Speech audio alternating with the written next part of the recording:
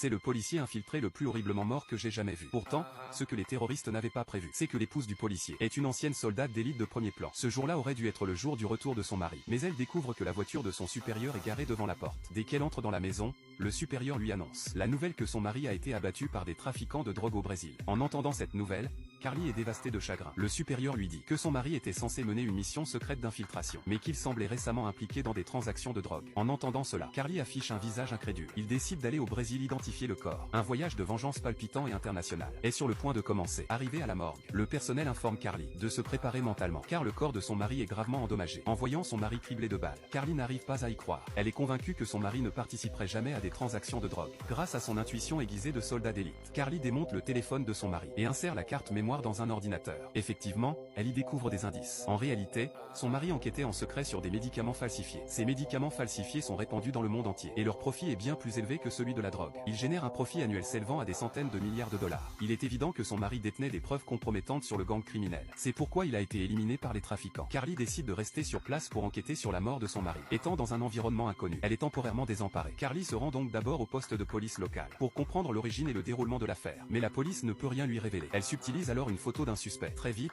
la femme découvre son adresse. Quand Carly arrive devant l'homme, il est évident que l'homme n'a pas encore pris conscience du danger. Carly sort sans hésiter une grenade. L'homme est instantanément terrifié et se lève d'un bond, sans leur laisser le temps de réagir. Carly retire rapidement la goupille de la grenade. Elle voulait le forcer à révéler le commanditaire, mais l'homme refuse obstinément de parler. Carly n'hésite pas et jette la grenade sur la table. L'homme pousse alors un de ses complices pour qu'il la couvre de son corps.